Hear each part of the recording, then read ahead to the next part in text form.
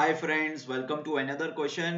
Guys, ये question है जो मैंने सितंबर अक्टूबर में जो टर्बो मशीनरी की क्लासेस हुई थी उनमें मैंने ये क्वेश्चन दिया था। और हम लोग उस टाइम पे प्रॉब्लम फेस कर रहे थे। प्रॉब्लम क्यों फेस कर रहे थे? क्योंकि ये मैंने क्वेश्चन जो है DS कुमार साहब की किताब से उठाया था और उनके इम्पैक्ट ऑफ फ्री जब चैप्टर में सॉल्व एग्जाम्पल ही है ये। और उस टाइम ना मैंने गलती से आपको मैंने पुरानी टाइप्ड कॉपी दे दी थी।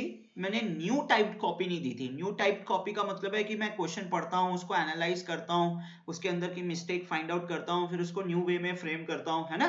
तो मैंने गलती से आपको पुराना कॉपी दे दिया था और अब मैंने उसको दोबारा से रेक्टिफाई किया है। अब ये क्वेश्चन जो है बिल्कुल सही है। तो अभी तो हम इस क्वेश्चन को पूरी तरह से सॉल्व करेंगे, बट आपका होमवर्क ये रहेगा, आप मुझे ये बताओगे कि जो ओरिजिनल कॉपी है, जो मैं आपको रिवाइज भी करा दूंगा, ओरिजिनल कॉपी में क्या मिस्टेक था। ठीक है, ये आपका होमवर्क रहेगा, क्योंकि मैं उसका जो नेक्स्ट वीडियो बनाऊंगा, इसके बाद जो मैं नेक्स्ट वीडियो बनाऊंगा वो उस मिस्टेक पर ही होगा। अच्छा, एक चीज और मैं बोलना भूल गया कि लास्ट हमने जो क्वेश्चन किया था फ्रांसिस टर्बाइन का, वो क्वेश्चन मैकेनिकल के स्टूडेंट्स के लिए इंपॉर्टेंट है, मगर सिविल स्टूडेंट्स के लिए इतना इंपॉर्टेंट नहीं है। सिविल में आपको पता ही है टरबाइन के क्या क्वेश्चंस आते हैं। सिविल में आपको पता ही है गेट सिविल में पंप के भी NPSH वगैरह के ही क्वेश्चंस आते हैं। तो आप चाहें तो इसको इग्नोर कर सकते हैं। मगर यस, अगर आप IES की तैयारी कर रहे हो तो चाहे सिविल का स्टूडेंट हो चाहे मैकेनिकल का स्टूडेंट हो, हर स्टूडेंट को ये क्वेश्चन देखना है अगर आप ESC की तैयारी कर रहे हैं तो। और गेट एरोस्पेस, नेवल आर्किटेक्चर और केमिकल इंजीनियरिंग, उन लोगों को भी ये क्वेश्चन देखने की जरूरत नहीं है। वो अभी के लिए अपना टाइम जो है बचा सकते हैं। मगर अगर कोई second year, first year student, second year, third year student है जो नॉलेज के लिए ये क्वेश्चन देख रहा है किसी भी ब्रांच का, तो डेफिनेटली जरूर देखना चाहिए। ठीक है, तो अभी हमारे पास रेक्टिफाइड क्वेश्चन है। तो पहले हम रेक्टिफाइड क्वेश्चन को सॉल्व करते हैं, फिर मैं आपको आपका होमवर्क बताऊंगा। तो चलो फिर चालू करते हैं। कहता है for a radial flow turbine. तो हमारे सिलेबस में रेडियल फ्लो टरबाइन कौन सा है? फ्रांसिस टरबाइन है। कहता है the inner and outer radii are 30 centimetre and 60 centimetre respectively. तो अगर मैं रेडियल फ्लो टरबाइन के लिए कंट्रोल वॉल्यूम बनाऊंगा, सो आई होप यू रिमेंबर, हमें कंट्रोल वॉल्यूम कुछ ऐसा दिखाई देगा। अगर किसी स्टूडेंट को नहीं पता कि ये कंट्रोल वॉल्यूम ऐसा क्यों दिखाई देता है, तो वो क्या कर सकते हैं, वो मेरा जो पिछला क्वेश्चन है फ्रांसिस टरबाइन का, वो क्वेश्चन चेकआउट कर सकते हैं। ठीक है, सो ये हमारे पास कंट्रोल वॉल्यूम है एक रेडियल फ्लो टरबाइन का। और डेफिनेटली जब वो बोलते हैं outer periphery, so this will be the outer periphery, this will be the outer periphery and this will be the inner periphery. So outer periphery का मतलब है ये वाला सिलिंड्रिकल सरफेस, और इनर पेरिफेरी का मतलब है ये वाला सिलिंड्रिकल सरफेस, है ना। अब उन्होंने ये वैल्यूज दी हैं, कितनी वैल्यूज दी हैं? 30 सेंटीमीटर एंड 60 सेंटीमीटर। इनफैक्ट एक प्रॉब्लम है, उन्होंने रेडियाई की वैल्यू दी है, डायामीटर की नहीं। तो जब भी आप क्वेश्चन सॉल्व कर रहे हो आपको ध्यान रखना है डायामीटर दिया है या रेडियाई दिया है। तो अगर मैं यहाँ पे डायामीटर लिख दूं D1, तो D1 जो है 30 का twice, that will be 60 centimetre, and D2 will be how much? 60 का twice, that will be 120 centimetre. ठीक है, तो क्वेश्चन में याद रखना है, ध्यान देना है क्या चीज दी हुई है। अब वो बोलता है water enters the blades without shock. तो विदाउट शॉक का क्या मतलब होता है? कौन बताएगा विदाउट शॉक का क्या मतलब होता है? पॉज बटन प्रेस करो और अपना आंसर दो। सो आई थिंक आप लोग क्या बोलोगे? आप लोग बोलोगे कि सर ये कंट्रोल वॉल्यूम में हमें वेन्स कुछ ऐसे दिखाई दे रहे होंगे, है ना, इस तरह से वेन्स दिखाई दे रहे होंगे। तो मान लीजिए this is the edge where water strikes the blade, तो वाटर की कुछ एब्सोल्यूट वेलोसिटी होगी, मगर रनर की रोटेशन के कारण वेन पॉइंट मूव कर रहा है।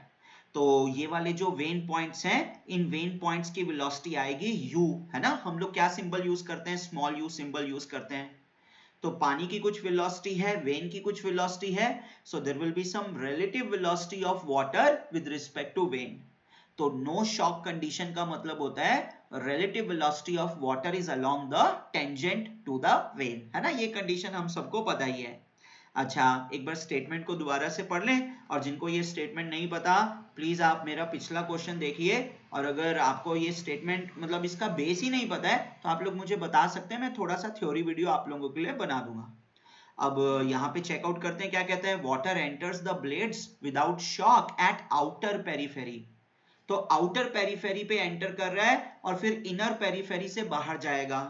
So basically the outer periphery is the inlet and inner periphery is the outlet, जैसा एक फ्रांसिस टरबाइन में होता है ना।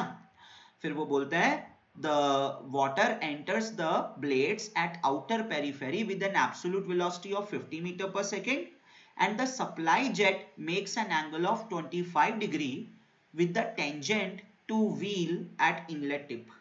कह रहा है कि जो पानी का जेट है वो एक एंगल बना रहा है, कितना 25 डिग्री का, किसके साथ, टेंजेंट टू व्हील, कहां पर, इनलेट टिप पर।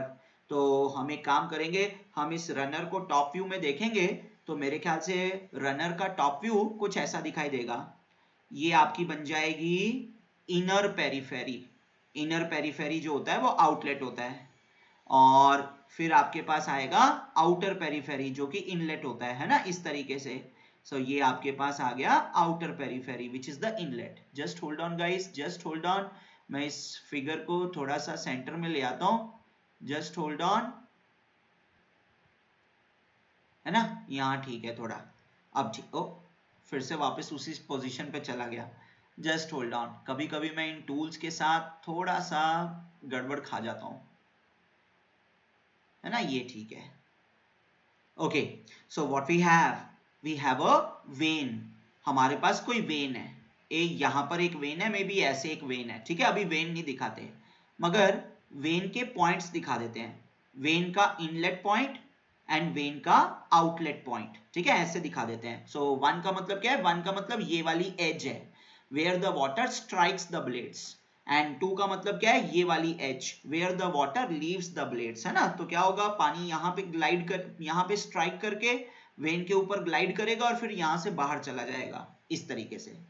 अब वो बोलता है अगर इनलेट पॉइंट पे मैं टेंजेंट बनाऊं तो हमेशा याद रखो इस टेंजेंट की जो पॉजिटिव सेंस होती है that is in the sense of rotation of the runner, और उसको हम बोलते हैं forward tangent. So forward tangent to the runner at inlet, reverse tangent to the runner at outlet, ठीक है। उसी तरह पॉइंट 2 पर भी हमारे पास एक फॉरवर्ड टेंजेंट आएगा, forward tangent to the runner at outlet, reverse tangent to the runner at outlet, ठीक है। अब वो बोलता है कि जो पानी की एब्सोल्यूट वेलोसिटी है वो रनर टेंजेंट के साथ 25 डिग्री एंगल बना रही है। अब आप बोलोगे सर कौन सी टेंजेंट, रिवर्स रनर टेंजेंट या पॉजिटिव रनर टेंजेंट। तो देखो स्पेसिफिकली रिवर्स टेंजेंट तो मेंशन नहीं किया गया, इसका मतलब कन्वेंशनली फॉरवर्ड टेंजेंट के साथ ही एंगल होगा। तो जो इनकमिंग वाटर है अगर उसकी एब्सोल्यूट वेलोसिटी v1 है तो उस v1 का जो फॉरवर्ड टेंजेंट के साथ एंगल आएगा, so this is the direction of v1, तो v1 डायरेक्शन का प्लस t1 के साथ जो एंगल आएगा दैट विल बी 25 डिग्रीज, है ना। और मेरे ख्याल से I have taken a clockwise sense of rotation. चलो फिर वापस चलते हैं, बैक साइड पे जाते हैं, क्वेश्चन को आगे पढ़ते हैं। अब वो बोलता है कि water leaving the blade has a flow velocity of 10 metre per second. आपको ध्यान होगा फ्लो वेलोसिटी का मतलब क्या है, फ्लो वेलोसिटी का मतलब है एब्सोल्यूट वेलोसिटी का कंपोनेंट। सो अगर हम कंट्रोल वॉल्यूम की बात करें, मैं उसी फिगर पे दोबारा से काम नहीं करता हूं, एक नया फिगर बना लेता हूं। तो अगर हम कंट्रोल वॉल्यूम की बात करें, this is the inner periphery of control volume जो कि रनर के आउटलेट का काम करेगा। This is the outer periphery of the runner of the control volume जो कि रनर के इनलेट का काम करेगा, ठीक है। सो मान लीजिए this is the point where water, incoming water hits the blades. तो इस पॉइंट पे पानी की कुछ एब्सोल्यूट वेलोसिटी आएगी जिसको हम बोल रहे हैं v1 बोल रहे हैं, और इस पॉइंट पे रनर की एक टेंजेंट भी आएगी इन the sense of rotation of runner. इस पॉइंट पे अगर हम टेंजेंट के परपेंडिकुलर डायरेक्शन बनाएंगे तो वो तो रेडियल डायरेक्शन बन जाएगा क्योंकि वो शाफ्ट एक्सिस से पास करेगी, है ना। सो हम क्या करते हैं, हम एब्सोल्यूट वेलोसिटी के दो कंपोनेंट निकालते हैं, एक वर्ल वेलोसिटी कंपोनेंट और एक radial velocity component. So I think it is the radial velocity component which is perpendicular to the surface, perpendicular to the surface. तो आपका जो फ्लो है that is because of radial velocity component, और इसको मैं VR लिखने की बजाय VF लिखूंगा। उसी तरह आउटलेट पर यानी कि इनर पेरिफेरी पर जो एब्सोल्यूट वेलोसिटी होगी उसका भी एक टेंजेंशियल कंपोनेंट आएगा और रेडियल कंपोनेंट आएगा, यानी कि फ्लो कंपोनेंट आएगा। तो जब उन्होंने बोला है water exits the runner with a flow velocity of 10 metre per second, इसका मतलब वो VF2 की बात कर रहे हैं, एग्जिट पर पानी की एब्सोल्यूट वेलोसिटी के फ्लो कंपोनेंट की, रेडियल कंपोनेंट की बात कर रहे हैं, ठीक है ना। तो मेरे ख्याल से अब हम ना वैसे सफिशिएंटली रेडी हैं, ऑलमोस्ट रेडी हैं to draw the velocity triangle. बस हमें एक स्टेटमेंट और पढ़ना है। अब वो कहता है if the blade angles at entrance and exit are 140 degree and 30 degree respectively, ignoring any kind of losses, make calculation for work done per kg of water, speed of the wheel in rpm, efficiency of the blading considering only impulse action across the turbine, and they are saying कि write your answers correct up to 2 decimal places, है ना। 3-4 चीजें find out करनी है। अच्छा, एक चीज note करो, मैंने क्या बोला है क्वेश्चन में, पहले क्या पूछा है, वर्क डन पर केजी ऑफ वाटर, है ना। मैंने आपको पहले भी सिखाया है, देखो हम ideally Euler's head find out करेंगे। सो यूलर्स हेड मींस कि आइडियल हेड जो आपने पानी में से एक्सट्रैक्ट किया, यानी कि VW1 U1 minus VW2 U2 by G। अब ये जो आइडियल हेड हमने पानी में से एक्सट्रैक्ट किया है, ये कभी भी पावर में पूरी तरह कन्वर्ट नहीं होता क्योंकि कुछ लॉसेस भी होते हैं। मगर क्वेश्चन में लिखा हुआ है कि लॉस नहीं है, इसका मतलब ये सारा हेड ही टरबाइन हेड है और ये वर्क में कन्वर्ट हो जाएगा। तो आपकी जो पावर होगी वो आप डायरेक्टली लिखेंगे m dot G into Euler's head, यानी कि आप लिखेंगे m dot VW1 U1 minus VW2 U2। तो G बाय G जो है दैट इज कैंसलिंग आउट। अब पावर की यूनिट क्या होती है, वॉट होती है, और जूल पर सेकेंड। और एक काम करो, मास फ्लो रेट को नीचे ले आओ तो ये टर्म बन जाएगी power per unit mass flow rate, यानी कि VW1 U1 minus VW2 U2। इसको बोलते हैं स्पेसिफिक वर्क। क्या बोलते हैं इसको, स्पेसिफिक वर्क। और इसकी यूनिट क्या बनेगी, जूल पर सेकेंड यानी वॉट्स, केजी पर सेकेंड, तो अल्टीमेटली क्या रह जाएगा, जूल पर केजी। तो ऐसा लगेगा वर्क डन पर KG, but actually it is power per unit mass flow rate, ठीक है। तो इसको सॉल्व करने के लिए आपको VW1 चाहिए, U1 चाहिए, VW2 चाहिए, U2 चाहिए, है ना। This is your option, this is your question a. तो इसको सॉल्व करने के लिए ये सारी वेलोसिटी टर्म्स पता होनी चाहिए, जो हमें कहां से पता लगेंगी, वेलोसिटी ट्रायंगल से पता लगेंगी, है ना। तो चलो फिर वेलोसिटी ट्रायंगल्स पे चलते हैं। सो मैं अपने इस फिगर पे वापस आ रहा हूं। अब जरा एक चीज नोट करो, अब हमें भी पता है कि अगर ये आपका सेंस ऑफ रोटेशन है तो जो हमारे वेन पॉइंट्स होंगे पॉइंट 1 और पॉइंट 2, इनकी एक लीनियर वेलोसिटी आएगी, है ना, U1 और U2। तो आप क्या कहते हो, आप कहते हो कि relative velocity of water at inlet, relative velocity of water at inlet plus vane velocity, ये क्या बन जाता है, absolute velocity of water बन जाता है।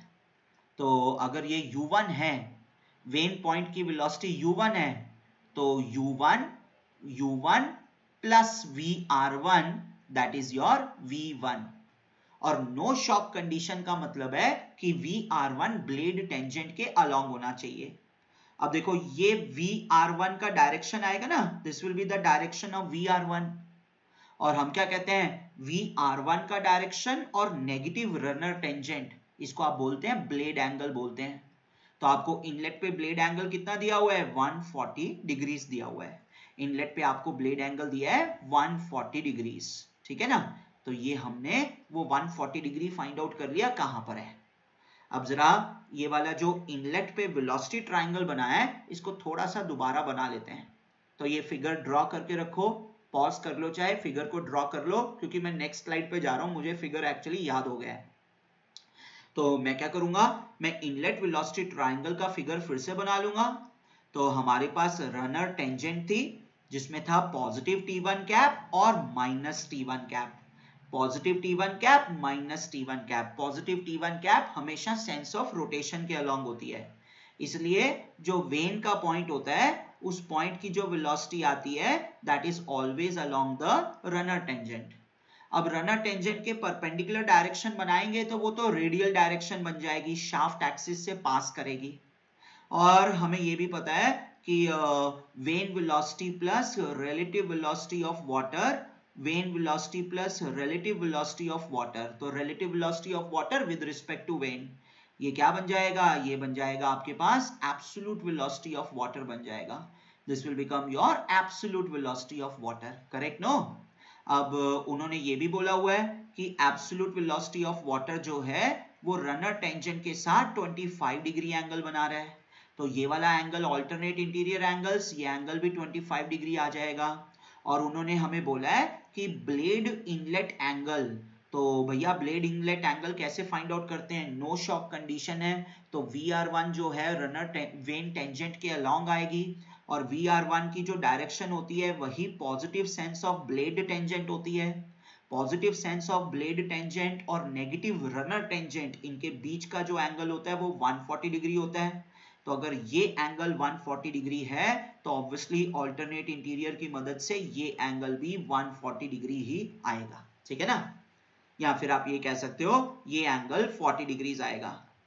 अब इसमें अब आपको V1 भी दे रखा है क्योंकि absolute velocity of incoming water 50 metre per second थी। अब मैंने आपको कई बार बताया है अगर आपको एक वेलोसिटी ट्राइंगल में 3 वैल्यूज पता है, 3 वैल्यूज का मतलब ये नहीं कि सारे एंगल पता है, 3 वैल्यूज का मतलब है या तो तीनों साइड पता है, या 2 साइड एक एंगल पता है, या एक साइड 2 एंगल पता है, तो एटलीस्ट एक साइड पता होनी चाहिए, आप बाकी सारी वैल्यूज जो है फाइंड आउट कर सकते हैं। कैसे, पहला तो हमें क्वेश्चन में VW1 चाहिए। अब VW1 क्या है, VW1 तो V1 का ही टेंजेंशियल वेलोसिटी कंपोनेंट है, VW1 V1 का ही टेंजेंशियल वेलोसिटी कंपोनेंट है, तो अगर V1 हाइपोटेन्यूज है so this value will become your VW1। और VW1 कैसे लिखेंगे, VW1 आप लिखेंगे भैया V1 जो है वो हाइपोटेन्यूज है और ये एंगल कितना है 25 डिग्री, तो ये बन जाएगा V1 cos ऑफ 25 डिग्रीज बन जाएगा। तो V1 is 50 and cos of 25 degree वो तो कैलकुलेटर से ही पता लगेगा, तो आप इसको सॉल्व कर लेते हैं, इसकी वैल्यू देख लेते हैं कितनी आती है। सो this will B 50 cos of 25 degrees 45.315, 45.315। हमेशा याद रखो अगर गेट एग्जाम में क्वेश्चन पूछा गया है वहां पे कैलकुलेटर अवेलेबल होता है, तो अगर correct up to 2 decimal place लिखा है तो आप 3 डेसिमल प्लेस तक सॉल्व करो और बाद में 2 डेसिमल प्लेस के लिए राउंड ऑफ कर दो, ठीक है। सो यहाँ पे आपके पास क्या बन जाएगा, VW1 की वैल्यू आ गई। अब आपको U1 भी फाइंड आउट करना है ना, अपने आंसर को सॉल्व करने के लिए आपको U1 भी फाइंड आउट करना है, और U1 की वैल्यू कितनी है, U1 की वैल्यू ये है, this is your U1 that is the when velocity, ठीक है, ये यहाँ पर। तो एक काम करते हैं, साइन रूल याद होगा, तो साइन रूल क्या कहेगा, साइन रूल कहता है कि आप ना ट्राइंगल की साइड्स ले लो, जैसे ABC, तो AB upon sine of opposite angle is equal to BC upon sine of opposite angle is equal to CA upon sine of opposite angle, ऐसे ही होता है ना। तो मेरे ख्याल से मैं क्या कर सकता हूं, मेरे ख्याल से मैं बोल सकता हूं V1 यानी कि AC, तो AC upon sine of opposite angle 140 degree is equal to BC यानी कि U1 upon sine of opposite angle यानी कि ये वाला एंगल। अब जरा देखो 140 डिग्री प्लस 25 डिग्री यानी 165 डिग्री, तो ट्राइंगल का टोटल एंगल कितना होता है 180, तो ये बन जाएगा 15 डिग्रीज। अब मैं सीधा अपना साइन रूल लगाऊंगा, नेक्स्ट स्लाइड पे जा रहा हूं मैं, तो मैं बोलूंगा V1 upon sine of 140 degree यानी AC upon sine of 140 degree is equal to U1 यानी कि BC upon sine of opposite angle यानी कि 15 डिग्रीज। तो यहां से मुझे U1 की वैल्यू भी मिल जाएगी, that will be V1 sin of 15 degrees by sin of 140 degrees। V1 हमें पता ही है जो कि 50 मीटर पर सेकेंड है, so 50 into sin of 15 by sin of 140 degrees, ठीक है। अब इसको सॉल्व करके देखें कितना आ रहा है, so I think you will have 50 into sin of 15 divided by sin of 140, तो मेरे पास वैल्यू करेक्ट आ रही है एक्चुअली, जो कि आ रही है 20.1325, तो 133 ले लेता हूं, 20.133 मीटर पर सेकेंड। तो U1 वैल्यू भी आ गया। पॉज करो, क्वेश्चन में मुझे बताओ और क्या वैल्यू फाइंड आउट करनी है। U2 और VW2 फाइंड आउट करना है। अब जरा एक चीज नोट करो, ये आपके पास रनर है ना, और runner is rotating with some RPM, n RPM, omega radian per second. तो अगर मैं वेन पर एक पॉइंट लूंगा, इस पॉइंट की स्पीड आएगी, कितनी आएगी, u1 equal to omega r1। उसी तरह मैं वेन पर एक और पॉइंट लूंगा, उसकी स्पीड आएगी u2 equal to omega r2 आएगी, ऐसा ही है ना। तो अगर मुझे u2 फाइंड आउट करना हो तो मैं डायरेक्टली भी फाइंड आउट कर सकता हूं। कैसे, u2 by u1 is equal to r2 by r1, ऐसे भी फाइंड आउट कर सकता हूं। तो u2 कितना बन जाएगा, u2 will be equal to u1 r2 by r1।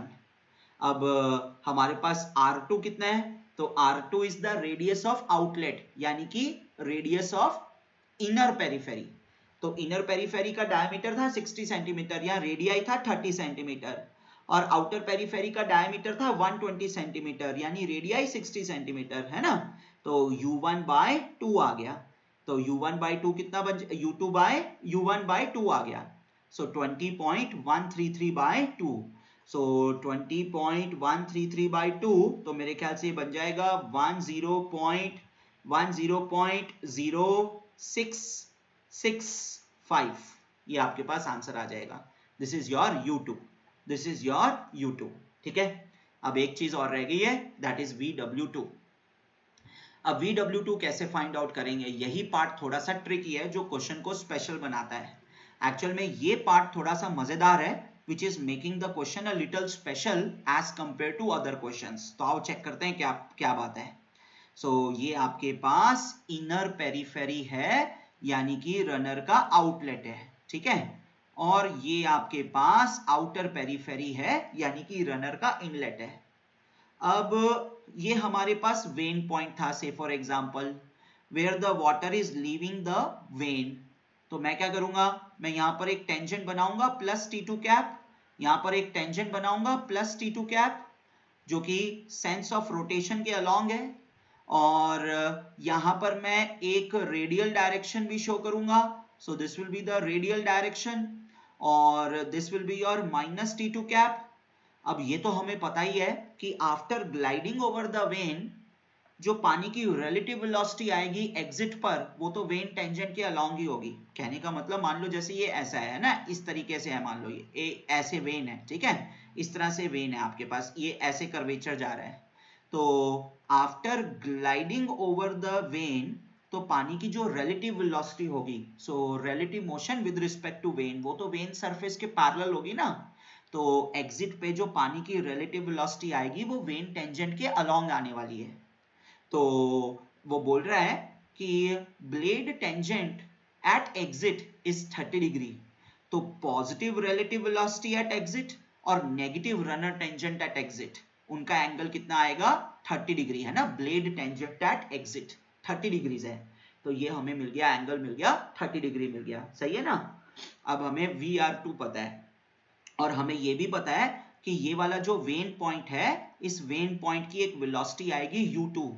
तो VR2 प्लस U2 जो होता है वो V2 बन जाता है। तो VR2 प्लस U2 वो बन जाएगा V2 बन जाएगा, ठीक है।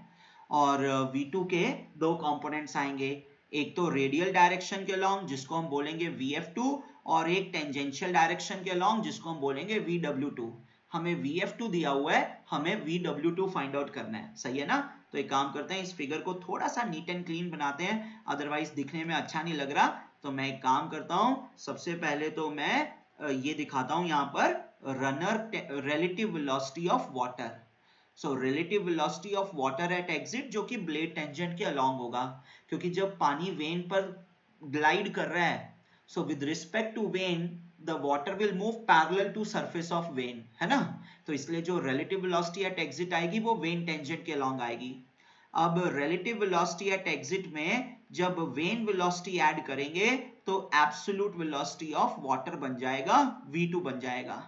और इसको यहीं पे हॉच पॉच करने की बजाय यहां पर ड्रॉ कर लेते हैं. So this is your plus T2 cap and minus T2 cap, plus T2 cap minus T2 cap, and this is your radial direction. This is your relative velocity of water at exit VR2, which is making an angle of 30 degree because it is along the blade tangent. VR2 plus U2, VR2 plus U2 is equal to V2, is equal to V2. अब V2 के दो components निकालेंगे. V2 का एक component आएगा radial direction के along जिसको हम बोलेंगे VF2, और एक कंपोनेंट आएगा टेंजेंशियल डायरेक्शन के अलॉन्ग जिसको हम बोलेंगे VW2. VF2 दिया है कितना 10 metre per second, 10 metre per second. VW2 निकालना है. अब इस ट्राइंगल में भी हमें तीन वैल्यूज पता है. कैसे? 30 डिग्री वाला एंगल, तो आपका जो ऑल्टरनेट इंटीरियर एंगल है वो भी 30 डिग्री बन जाएगा. फिर VF2 की वैल्यू पता है और हम U2 की वैल्यू भी फाइंड आउट कर चुके हैं. अब जरा एक चीज नोट करो, U2 तो ये पूरा है ना, तो U2 में से अगर मैं ये वाली वैल्यू माइनस कर दूं यानी x सब्ट्रैक्ट कर दूं तो मुझे VW2 मिल जाएगा. अब ये x कैसे निकालेंगे? बहुत आसान है. ये एंगल दे रखा है 30 डिग्री, तो VF2 को परपेंडिकुलर ले लो और x को बेस ले लो. तो आप क्या बोलेंगे? आप बोलेंगे tan 30 degrees, tan 30 degrees is equal to VF2 upon x. tan 30 degree is equal to VF2 upon x. तो x की वैल्यू कितनी आएगी? VF2 by tan 30 डिग्री आ जाएगा, यानी कि 10 by tan 30 degree, 10 by tan 30 degree. और अब मैं एक काम करता हूं, इसको सॉल्व करता हूं जरा, क्योंकि कुछ पता लगेगा. वैसे 10 by tan 30 सॉल्व करने की जरूरत नहीं है, 1 by √3 होता है, तो √3 ऊपर चला जाएगा, तो √3 1.732 होता है, तो ये बन जाएगा 17.32 मीटर पर सेकेंड बन जाएगा. This is the value of x. अब ना आप एक चीज नोट करोगे, U2 कितना है? U2 value is 10.0665 metre per second, और मुझे VW2 लिखना है. गाइस जस्ट होल्ड ऑन, मेरे ख्याल से something is written behind me. एक बार नोट कर लो, नोट कर लो प्लीज. आई होप आप लोगों ने नोट कर लिया है, because I am switching my camera on back. अब आप एक चीज नोट करोगे, हमें क्या चाहिए? हमें VW2 चाहिए. तो VW2 is equal to U2 minus x देखा, मगर U2 कितना है? 10.0665 है, और x कितना है? 17.32 है. ये तो कुछ गड़बड़ आ गया.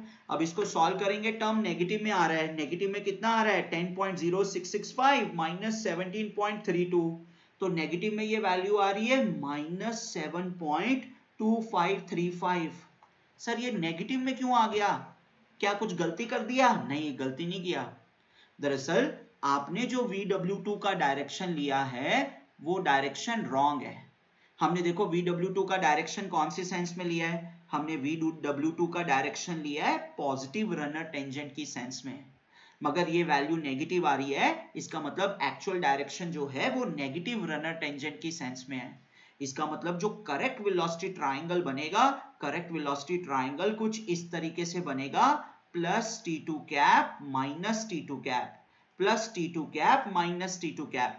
अब मान लीजिए ये आपके पास फ्लो वेलोसिटी कंपोनेंट है, ठीक है ना, जो कि रेडियल डायरेक्शन के अलॉन्ग है. ये VF2, और अभी हमें पता लगा कि VW2 जो है वो नेगेटिव रनर टेंजेंट के अलॉन्ग है, तो ये बन गया VW2.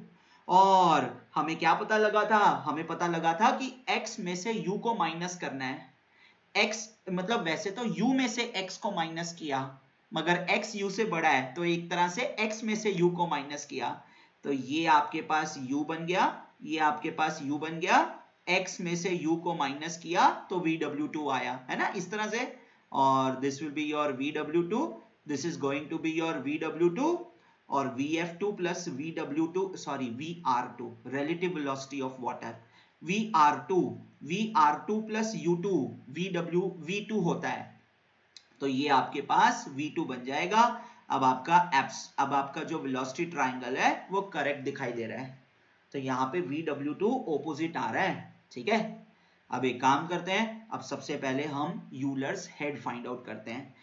Not Euler's head, basically specific work find out करते हैं. सो हमारा जो स्पेसिफिक वर्क है that is power upon mass flow rate. So this is equal to VW1 U1 minus VW2 U2 and all these values we have found out now and then. तो VW1 का value कितना आ रहा है, checkout कर लूं, मैं भूल गया हूं वैल्यू. तो VW1 की वैल्यू है 45.315, U1 की वैल्यू है 20.133. तो यहाँ पे नोट कर ले पहले 40, फिर से मैं भूल गया, इसका मतलब मैं चेक ही कर लेता हूँ. 50 cos 25, 45.315, 45.315. U1 का वैल्यू कितना है 20.133 और VW2 का वैल्यू जस्ट हमने अभी फाइंड आउट किया -7.2535. अब ना आपको एक चीज ध्यान रखनी है, ये जो फॉर्मूला लिखा हुआ है ये फॉर्मूला इस सेंस में लिखा हुआ है कि VW1 VW2 दोनों ही पॉजिटिव रनर टेंजेंट के अलोंग है. तो जो वैल्यू नेगेटिव रनर टेंजेंट के अलोंग आएगी उसको हम नेगेटिव ही लिखेंगे. तो यहाँ पे वैल्यू लिखोगे आप -7.2535, -7.2535. तो अब ये अपने आप प्लस हो जाएगा. तो आपको याद होगा कि यूलर्स हेड में हम VW1 U1 plus minus VW2 U2 लिख देते हैं इंडियन ऑथर बुक्स में. उनका कहने का मतलब यही होता है जो अभी आपने सॉल्व किया. ठीक है, अब U2 कितना बन जाएगा 10.0665 बन जाएगा. अब इसको सॉल्व करो, आपके पास स्पेसिफिक वर्क की वैल्यू आ जाएगी 45.315 into 20.133 and this will become plus 7.2535 into 10.0665. तो मेरा आंसर आ रहा है 985.344. तो इतना ही काफी है क्योंकि 0.344 है तो थर्ड डेसिमल प्लेस 5 से कम है तो राउंड ऑफ करेंगे, इतना ही लिख देंगे और ये बन जाएगा जूल पर केजी बन जाएगा. वैसे क्या होता है वॉट पर केजी पर सेकंड होता है. ठीक है, this is your first answer. एक बार आंसर कंफर्म करें. सो इनका आंसर आ रहा है, मैंने पहले आंसर निकाला था 985.36, तो मैंने कुछ राउंड ऑफ में चेंजेस किए होंगे बट गेट एग्जाम के अकॉर्डिंगली ये बहुत बढ़िया आंसर जाएगा, इसमें कोई गलती नहीं आएगी. सो अब नेक्स्ट क्या निकालना है, speed of the wheel in RPM निकालना है. तो बहुत आसान है, कैसे, हम U2 फाइंड आउट कर चुके हैं, U1 फाइंड आउट कर चुके हैं, तो बहुत आसानी से हो जाएगा काम. U2 is equal to omega R2. तो आप ओमेगा की वैल्यू निकाल सकते हैं, omega will be equal to U2 by R2. आप U1 बाय R1 भी करते तो भी सेम आंसर आता. U2 कितना है 20.133 है ना, और R2 कितना है 60 सेंटीमीटर है तो यहाँ पे आ जाएगा 0.6. सो 20.133 डिवाइडेड बाय 0.6 तो मेरे पास वैल्यू आ रही है 33.555 रेडियन पर सेकेंड आ रही है, एक्चुअल में करेक्ट आ रही है. अब इसको आरपीएम में कन्वर्ट करेंगे तो रेडियन को 2 पाई से डिवाइड कर दो तो आरपीएम बन जाता है और ये तो 1 सेकेंड का आरपीएम आएगा, 60 से मल्टीप्लाई कर दो है ना. So 33.555 by 2 pi into 30, this will give you your RPM. इसको सॉल्व कर लेते हैं, देखते हैं कितना आंसर आ रहा है. सो 33.555 into 30 divided by 2 divided by pi. So this is becoming, guys just hold on, मैं एक बार चेक कर लूं मैंने कुछ गड़बड़ तो नहीं किया. तो 33.555, हाँ गड़बड़ किया, यहाँ 30 लिख दिया ना, ये 60 था. So into 60 divided by 2 divided by pi. So I am getting a value of 320.4266. तो थर्ड डेसिमल प्लेस 6 है तो राउंड ऑफ करेंगे तो 0.43 आ जाएगा आरपीएम. सो ये आपके पास सेकेंड आंसर भी आ गया है, ये आपके पास सेकेंड आंसर भी आ गया है. अब थर्ड आंसर क्या है, थर्ड आंसर है find out the blading efficiency considering only impulse action. तो हमें भी पता है कि when water passes through a runner तो जो हेड प्रोड्यूस हो रहा है that head can be a result of two things. One is the drop in pressure head P1 minus P2 by rho g and one is the drop in kinetic head U1 square minus U2 square by 2g. Actually मुझे ना यहीं से पता लगा कि जो question में data दिया हुआ है वो मिसमैच है. एक्चुअल में जो क्वेश्चन में डाटा दिया हुआ था और अभी भी दिया हुआ है DS कुमार साहब की किताब में, वो मिसमैच है। तभी आप देख रहे हो कि मैंने ये रेड कलर से थोड़े बहुत चेंजेस किए हैं। अभी भी ये क्वेश्चन कंप्लीटली रेक्टिफाई नहीं हुआ है, फ्रैंकली स्पीकिंग अभी भी ये क्वेश्चन कंप्लीटली रेक्टिफाई नहीं हुआ है, मगर गेट एग्जाम के लिए सफिशिएंट था तो मैंने कहा ऐसे ही छोड़ देते हैं, ठीक है। बट मुझे यहीं से पता लगा कि इन्होंने गड़बड़ कर दी है। इन्होंने क्वेश्चन जब बनाया है तो प्रॉपरली वैल्यूज को चेक नहीं किया है। अब ये आपका होमवर्क है, आप फाइंड आउट करोगे मुझे कैसे पता लगा। ओके, अब जरा देखो वो क्या कहता है कि हम लोगों का जो हेड है वो किसके बराबर होता है, ड्रॉप इन प्रेशर और ड्रॉप इन काइनेटिक एनर्जी के बराबर होता है। अब वो बोल रहे हैं कि सिर्फ इंपल्स एक्शन है, यानी कि ड्रॉप इन प्रेशर 0 है, तो आपको इसको इग्नोर करना है, आपको इसे इग्नोर करना है, ठीक है। अब देखो, अब एफिशिएंसी कैसे लिखेंगे, एफिशिएंसी लिखेंगे output power by input power. Output power कितना होगा, m dot g into h, turbine head produced into m dot g। और इनपुट पावर कैसे लिखेंगे, इनपुट पावर का मतलब होगा इनपुट एनर्जी सप्लाइड। तो वो कह रहे हैं कि आप रिएक्शन एक्शन को देखो ही मत, आप सिर्फ इंपल्स एक्शन को देखो। इसका मतलब जो इनपुट एनर्जी सप्लाई की गई है वो काइनेटिक हेड की टर्म्स में सप्लाई की गई है v1 स्क्वायर बाय 2g, और काइनेटिक हेड को पावर में कैसे कन्वर्ट करते हैं, m डॉट g से मल्टीप्लाई करके। तो ये m डॉट और m डॉट कैंसिल आउट हो जाएगा, g वैल्यू और g वैल्यू कैंसिल आउट हो जाएगी। तो आपके पास क्या बन जाएगा, आपके पास बन जाएगा gh upon v1 square by 2। मैंने gh क्यों लिखा, क्योंकि h क्या होता है, h होता है VW1 U1 minus VW2 U2 by g होता है, तो g और g कैंसिल आउट हो गया। So this will be your VW1 U1 minus VW2 U2 by g। तो g और g कैंसल्ड आउट, और ये वैल्यू हम फाइंड आउट कर चुके हैं already, this is the specific work upon v1 square by 2। अब ये वैल्यू लिख लें, क्या न्यूमरेटर का वैल्यू लिख लें यहाँ से 985.34। So this value is 985.34 upon V1 square by 2. So V1 is 50, 50 का square 2500 होता है, और 2500 by 2 1 to 50 होता है। So basically this is nothing but 985.34 divided by 1 to 50. So this will be 985.34 divided by 1 to 50. So 0.78827. So this is like 78.8%, 0.78827, यानी कि 78.82%, ठीक है। 272 तो 0.83 ऐसे आंसर आ रहा है, ठीक है। This is the percentage. So that's it, सारे क्वेश्चन सॉल्व हो गए। अब आपका होमवर्क ये है, आप ये चीज फाइंड आउट करोगे कि इस क्वेश्चन में सर ने क्यों बोला कि अभी भी मिस्टेक है। ये आपका होमवर्क है, आप इसको सॉल्व कर पाए तो बहुत बढ़िया। मैं आपको एक दिन का टाइम दे रहा हूं, बहुत ज्यादा टाइम वेस्ट नहीं करना। जो स्टूडेंट अभी गेट एग्जाम की तैयारी कर रहे हैं, 2022 के गेट एग्जाम की तैयारी कर रहे हैं, उन्हें ज्यादा टाइम वेस्ट नहीं करना। वो अपना 10-15 मिनट लगाओ, समझ आ गया तो बहुत बढ़िया, नहीं तो फिर मैं शाम को या कल सुबह या लेट नाइट सॉल्यूशन पोस्ट कर दूंगा। बट जो लोग सेकेंड ईयर में है, थर्ड ईयर में है, वो तो अपना टाइम स्पेंड करो और मुझे बताओ क्या मिस्टेक हो सकती है। इसी तरह से आपका जो रिसर्च माइंड है ना, वो डेवलप होगा, ठीक है। So that's it from my side. हमने सारे आंसर्स फाइंड आउट कर लिए हैं, सारे आंसर्स करेक्ट हैं। यहाँ पे हमारा हल्का सा डेविएशन आया है, मगर गेट एग्जाम में जो रेंज होती है उससे आपको प्रॉब्लम नहीं आने वाली है, आई थिंक सो। और बाकी तो एग्जैक्टली हमने करेक्ट आंसर्स निकाली हैं। तो ठीक है, चलते हैं फिर। See you in the next question. Bye bye, thank you.